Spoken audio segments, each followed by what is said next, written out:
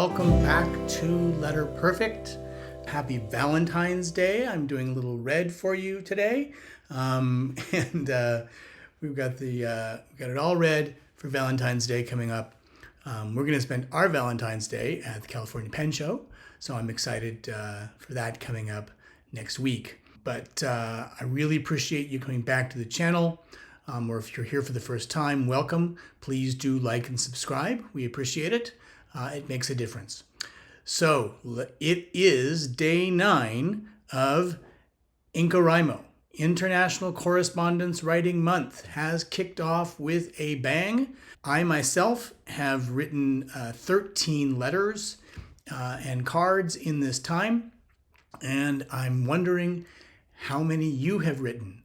And remember, you don't have to take this as a full INCOWRIMO challenge, right? You can decide, you know what, in February I'm going to write 3 letters. I've never written a letter in my life. I'm going to write 3 letters, or I haven't written in years. I could write 1, right? You could write 1. It doesn't matter. The main thing is getting out there, using your pens, using your stationery, having fun with it, and connecting with people.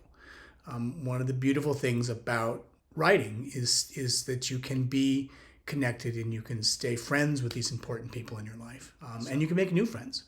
So, as I said, I've mailed 13 letters and cards in that time. Some of the time I've written at home. Some of the time I wrote at the Starbucks across from the vet while I was waiting for the dog. I've written in my favorite cafe, Tepito, at Vroman's Books in Pasadena. And so it does not have to be a solitary pursuit. If you are an extrovert like me, you can sit in a cafe, and when you begin to do your writing, people will be curious. They will look at these fancy pens they've never seen before. They will look at you. Heck, they may be seeing you someone write a letter, and they've never seen that before. They'll see your stickers, they'll see your washi tape, whatever, and you can end up getting in conversations with them, and that is a lot of fun. I have actually pen-abled some people, gotten them into fountain pens. Doing that, it's a lot of fun. You can also skip all of that, put your earbuds in, and you're done, and you just have a good time writing all by yourself. So that is something to consider.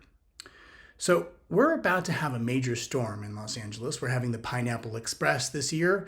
Thank you, Jetstream, which makes me think about how I can get my letters safely to where they're going, even if they get wet in the rain, in the mailman's bag, in the mailbox, any number of places where they can get wet. And we all love to use our beautiful fountain pen inks on the outside of our envelopes. But most of those inks are water soluble, and they will run, they will completely smear and disappear in some cases, and our letters won't make it to where they were going. So I'm going to show you a method that I use. I use simply a wax candle, and I'm going to demonstrate that for you now. Now this works with any candle wax. I use one of these because it's got nice flat sides, but you want to take one of those flat sides and just rub it against your envelope.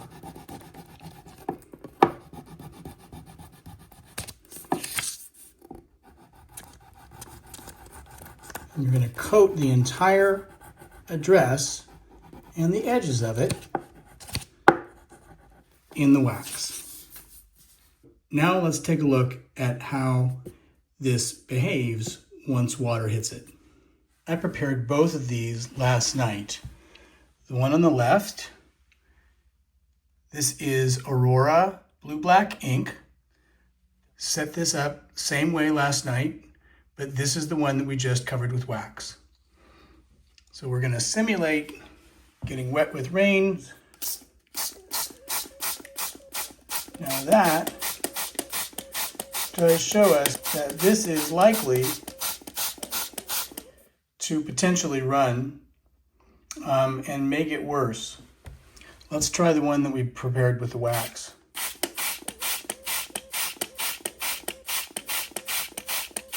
You can see the water beating up there. Very little is getting through. And this would probably make it through to the post office just fine.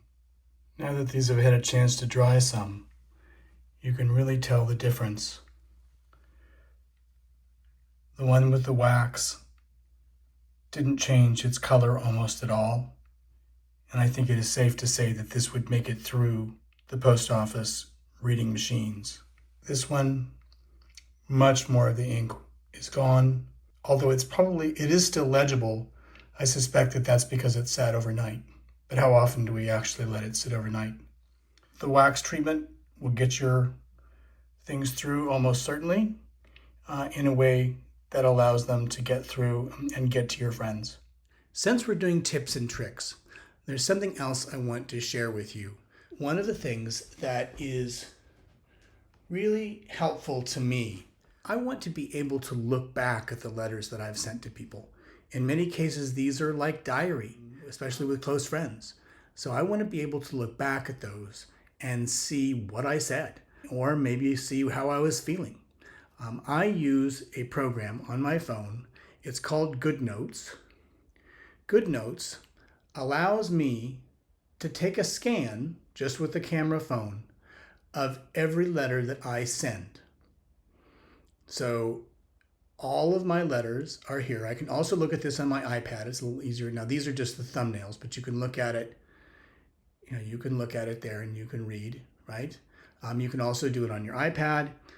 I also have another folder for every letter that I have received. So I am pushing an analog life to a certain extent, but I am also using technology to keep my letters safe. And should something happen, should we have a flood, should we have the fire, and I lose the ones that have been given to me, I'll have a record of those, and I can always look back. So once again, that's Good Notes. I think it's Good Notes 6 at this point. It's a great tool, and I really do recommend it so you can look back and see what you wrote. I hope to see some of you at the California Pen Show.